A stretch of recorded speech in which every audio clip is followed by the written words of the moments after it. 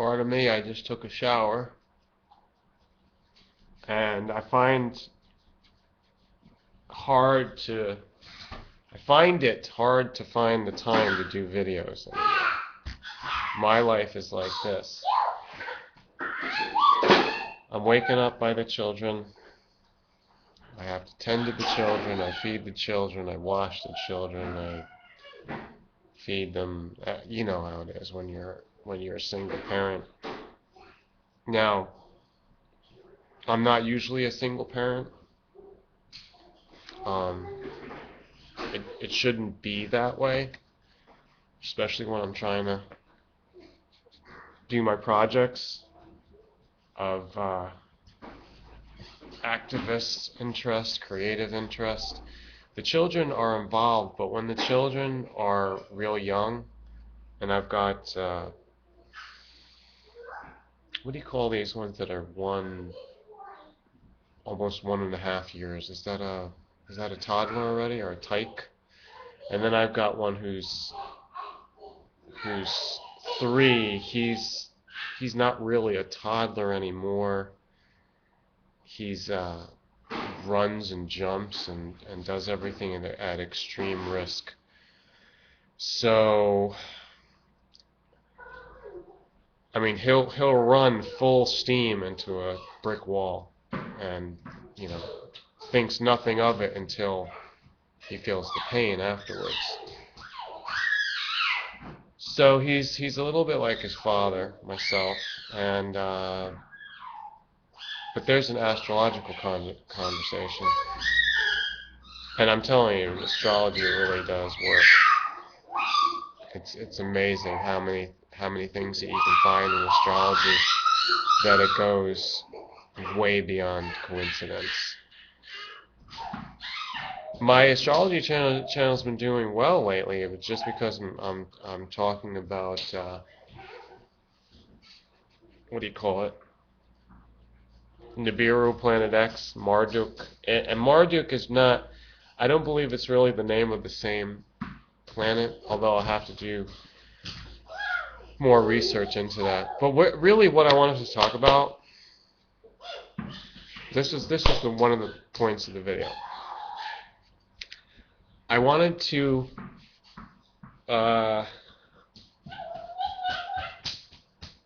think about friends and the way people keep in touch. And this is not anybody in particular, although if you relate to it, it'll say that you know that something was going on with it.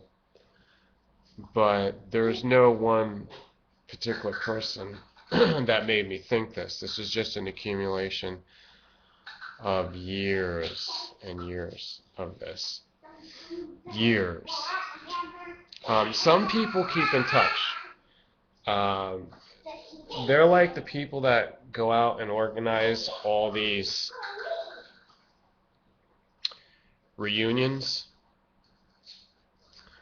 And they're the people that get everyone together in Google Hangouts or chat rooms, just to get together sometime. They schedule it. So I'm actually one of those people that keeps in touch more often.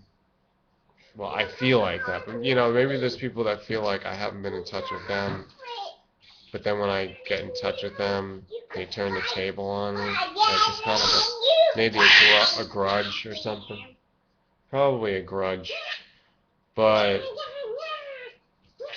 that happens with online friends where you just know each other in cyberspace. That happens with people from the past that you either went to school with, you worked with, you were friends with. And everybody moves around. I just saw a video which, can you stop your whining in the background? God, he's just at the age where he learned how to talk and now he's got to squeal about every little thing, which kind of reminds me of myself. But at least with me, I understand what I'm talking about at my level of function and intellect. At his level of function and intellect, it's just like another something else, you know, that I don't. I understand it, but to bring it's kind of like a divine being or a demigod above normal humans, adult humans coming here, and they have to just bring down their intellect to just understand what we're squealing about.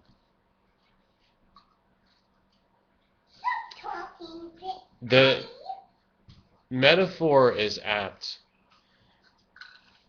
and I've also got some other teaching techniques that I came up with because I deal with the children so much. But let me get back to the thing about friends. I think in this high-tech society that we have, which is great, you know, America's great and wonderful and full of potential, full of choice. I really look at America as the great grand experiment of options. And, you know, take that little bit of sarcasm in there. Now, I told you, you guys can't go on that side where the wires are over there and stuff. I want to have toy. Okay, you got plenty of toys, so just get away from my wires, please. The land of opportunity is kind of a realm of leisure, options, and choices. It's like the book, who was it, Neil Postman said, amusing ourselves to death.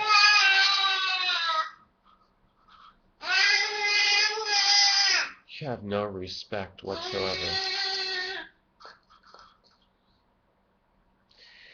You know, you think he would understand that people are listening on the other end of this video. He knows the video is being made and he's 3 years old, but he's so selfish.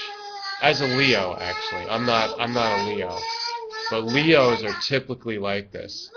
They couldn't give a damn if you're talking about saving the world, you know, and the disaster is right above our heads. They couldn't care less as long as they're the ones that are being paid attention to. What? This is not an astrology lesson. If you don't be quiet, there's going to be punishment, and you're going to go into a quiet zone. In fact, you want to do it right now, then it won't be punishment. Friends don't keep in touch. Friends, the video that I saw, okay, here's the thing. I don't remember where the video is, but it was a great video. See, I surf around so much. He said, there was an interview, it was somewhat political, and he said, the world is in flux, nothing stays the same, everything's changing, people are dissatisfied. And I thought to myself, yeah, I've been seeing that go on. When I became aware of it, probably about 20 years ago, 20 years plus. I always knew to a certain extent, but I didn't know the feeling that it was out of control. And golly gee, it's out of control. People move so much, and I move so much. I've been displaced. I'm emigrating, however you want to look at it. Where I come from, where I'm going to. I like that, but at the same time, it brings up a lot of problems, a lot of disadvantages, because I'm not physically there for a lot of people. I think that they feel abandoned by me. I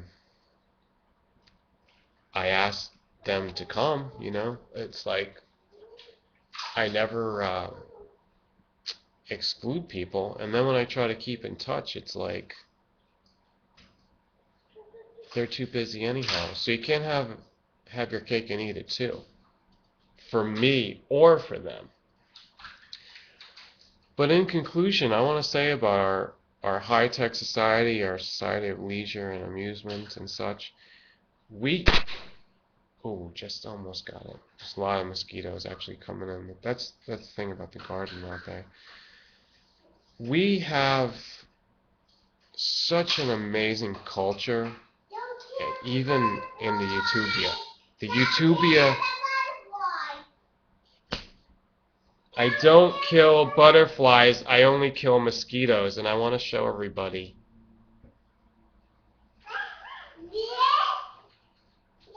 I just dropped it. Wait, I just dropped it. I was going to show. Oh, here it is. I was just going to show it to the camera. See? Butterfly. Daydream butterfly.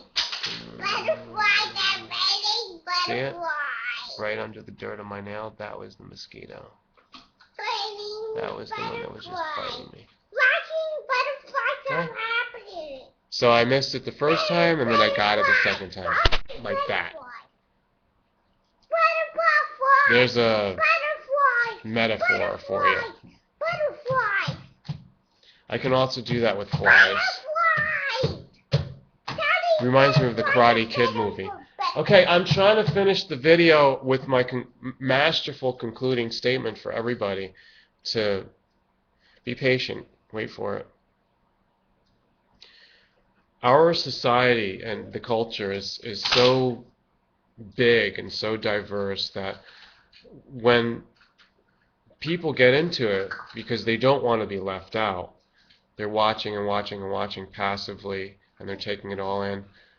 I think that subconsciously they have a feeling that they're friends with the celebrities. And, you know, these celebrities have a huge responsibility. I'm not going to mention any. They don't need any more publicity from me. But look at myself and look at the new celebrities that have come out in 5 or 6 years now, especially Utopia. People feel like they're friends, but they are. They really are. Everyone that talks to me is a friend to some degree. You know, depending on how much you want to open up and say, like, yeah, I like that guy. Yeah, I trust that guy. Yeah, I want to, you know, keep connected with that guy or that gal or whoever, whatever you're watching. And there's that level of interactivity that's really going on. So we're kind of waking up from this whole thing of watching, listening to radio, watching TV, going out and just getting blinded by these blistering blockbuster movies, and we think we're connected with these characters and with these actors, and they're our friends, but they never were. They never will be.